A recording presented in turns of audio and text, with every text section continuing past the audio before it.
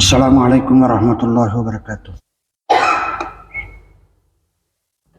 Innal hamdalillah nahmaduhu wa nasta'inuhu wa nastaghfiruh wa na'udzu billahi min shururi anfusina wa min sayyiati a'malina.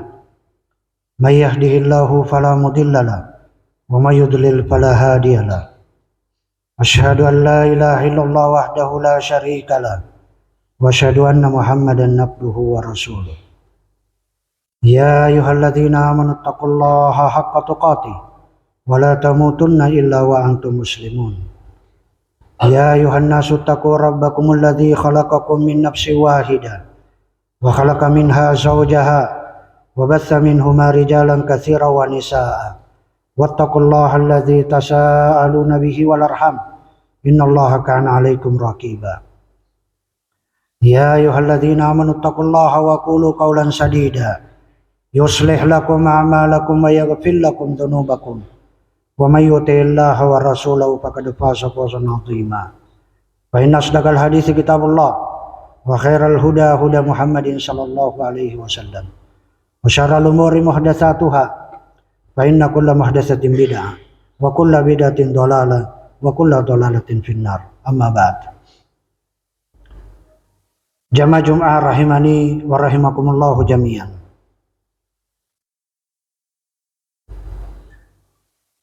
Ada satu kaidah dalam syariat Islam. Kaidah ini kalau kita pegang itu akan menjadikan diri kita terjaga dari dosa dan maksiat, dan juga kita akan bersemangat untuk melakukan kebaikan-kebaikan.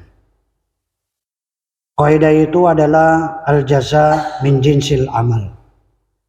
Balasan itu sesuai dengan perbuatan.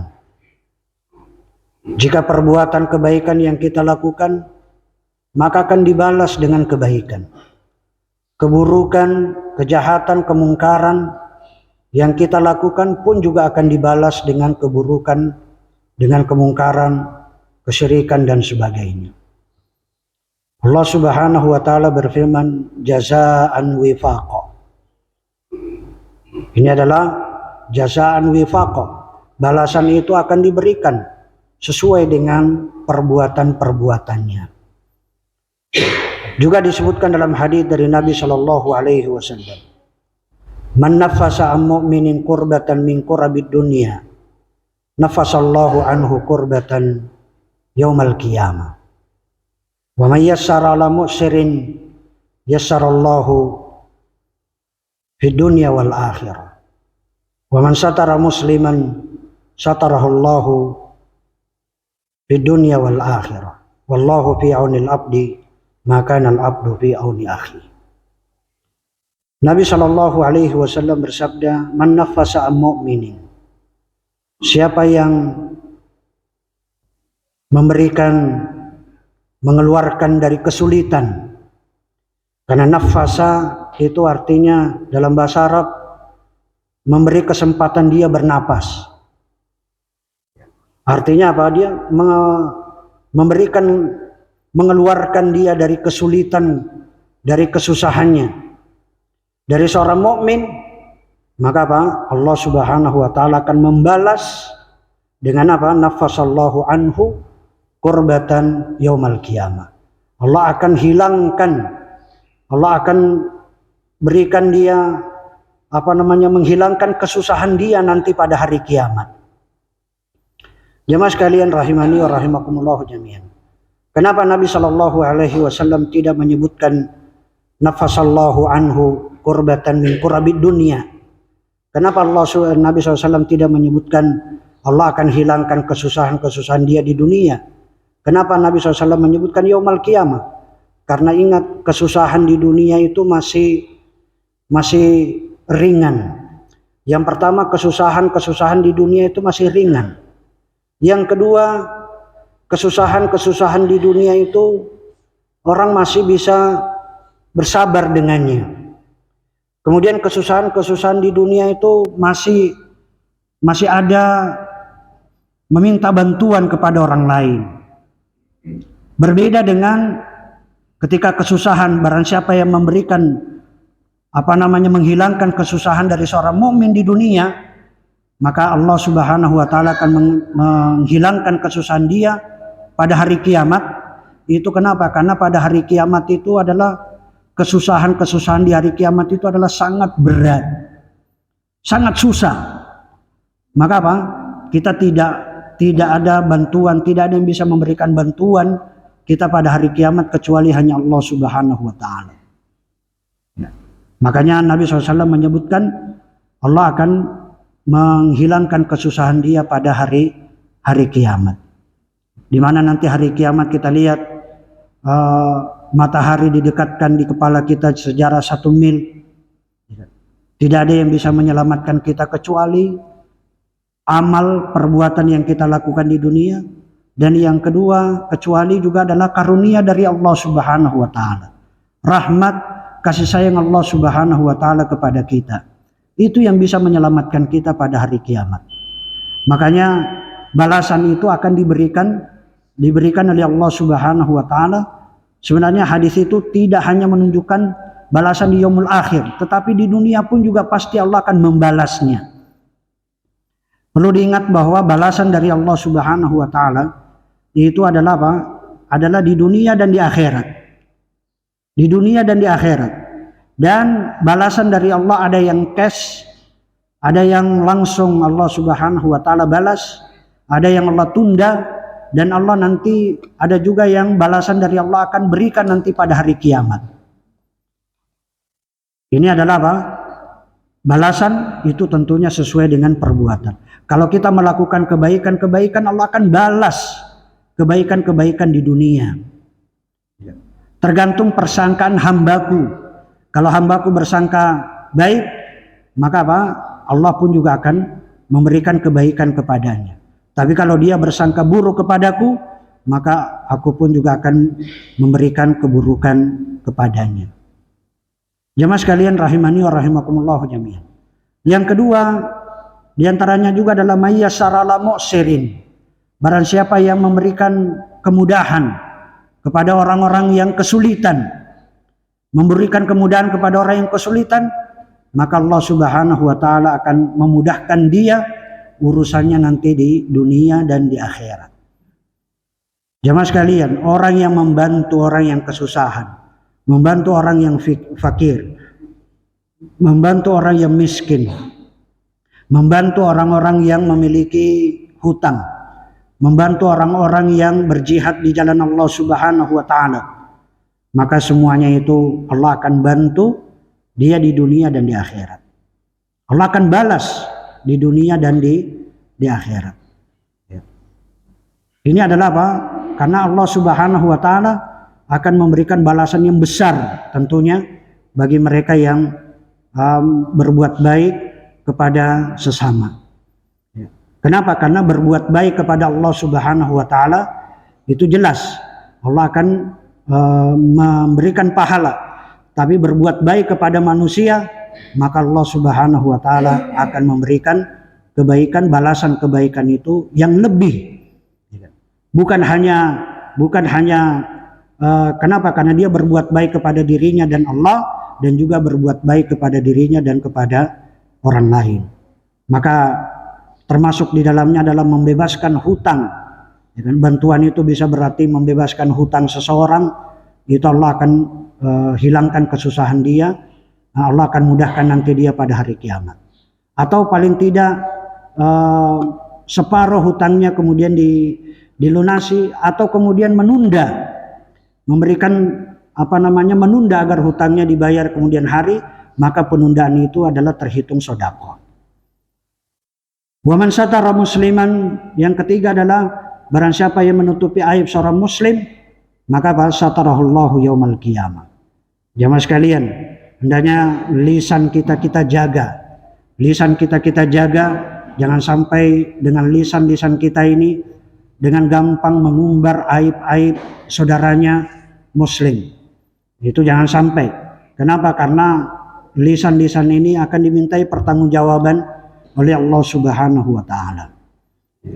Justru itu adalah apa?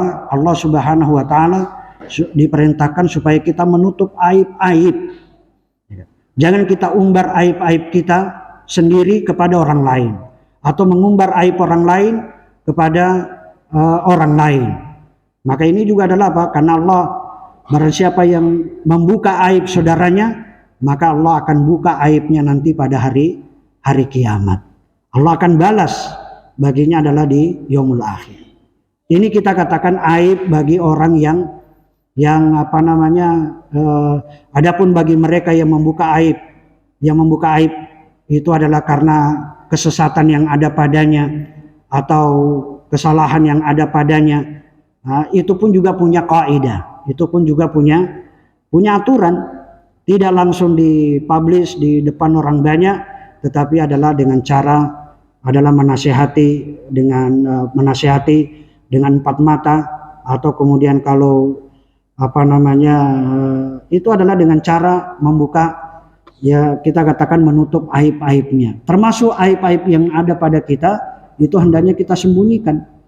Sebesar apapun aib yang kita lakukan itu jangan sampai diumbar. Kenapa? Karena menceritakan aib kita justru Allah akan buka nanti aib kita nanti sebanyak-banyaknya. Itu pada hari kiamat. Kemudian yang keempat, balasan juga akan diberikan sesuai dengan tindakan perbuatan kita adalah wallahu fi aunil abdi maka al abdu fi auni akhi.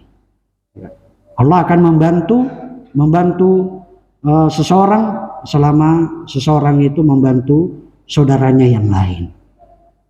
Di sini Nabi SAW menjelaskan bantuan itu umum. Bantuan itu adalah umum. Apa saja yang bisa kita berikan, kita bisa berikan bantuan, maka kita bantu. Maka bantuan itu Allah Subhanahu wa taala nanti akan membalas kita dengan apa? Dengan memberikan bantuan kepada kita.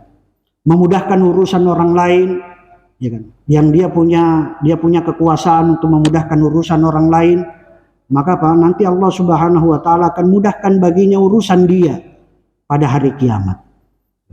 Termasuk di dalamnya segala macam hal urusan bantuan, baik itu urusan-urusan berkaitan dengan pemerintahan, urusan-urusan yang berkaitan dengan kemasyarakatan.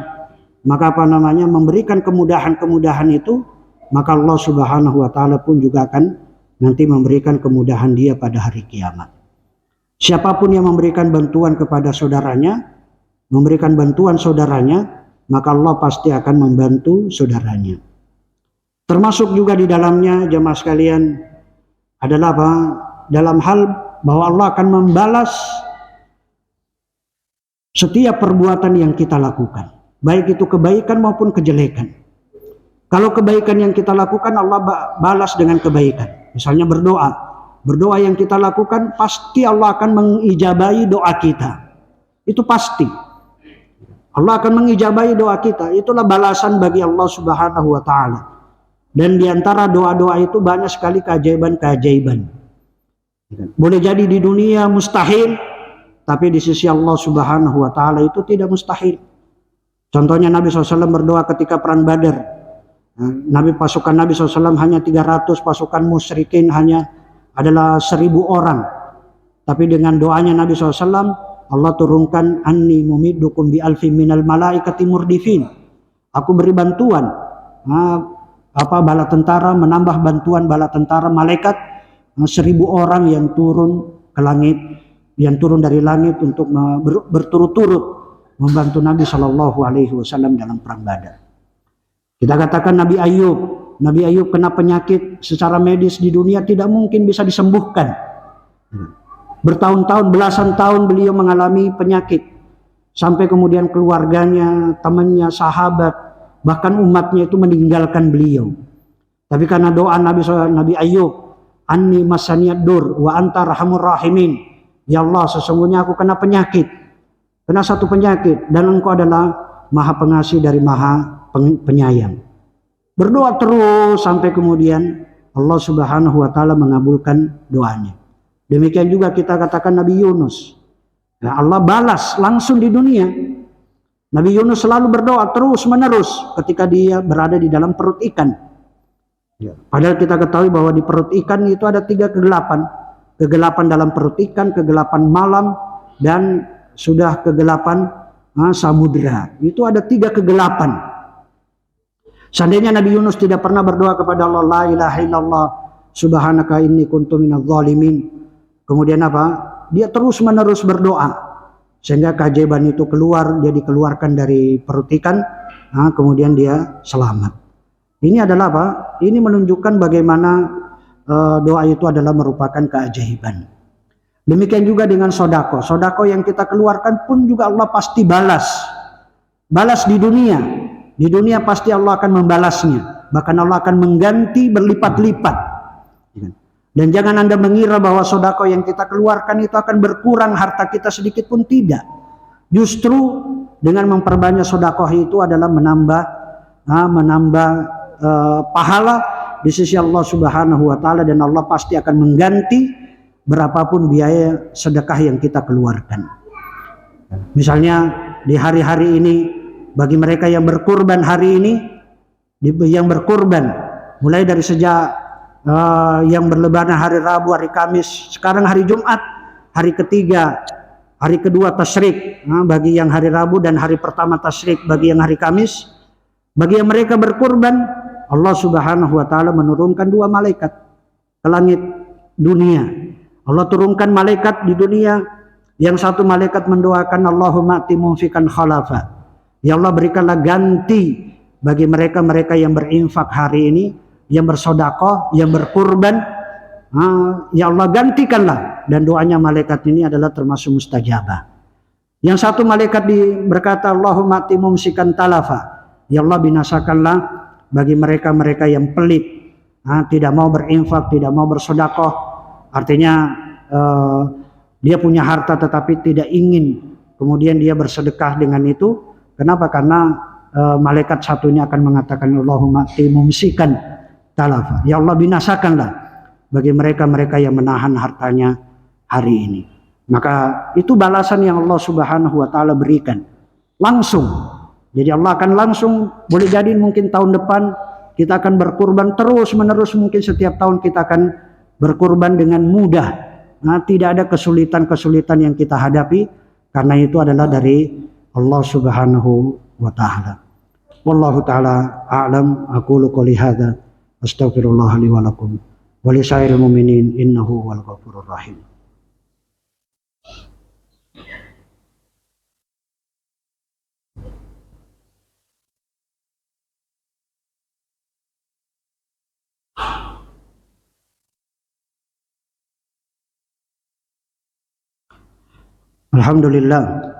Alhamdulillahilladzi arsala rasulahu bil huda wa dinil haq liyuzhirahu 'ala dini kullihi wa kafa billahi syahida.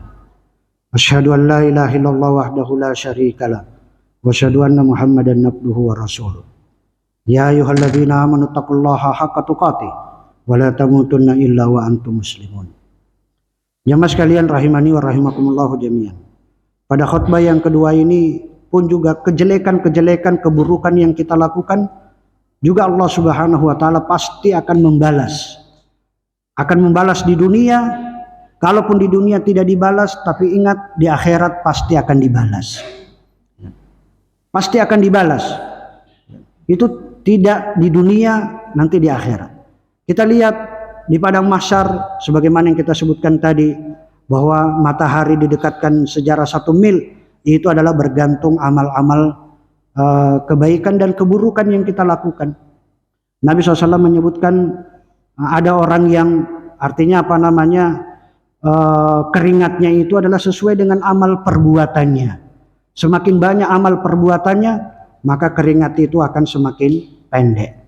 Karena nanti ada orang keringatnya sampai mata kaki, itu artinya tingkat amal kebaikan yang dia lakukan itu adalah besar.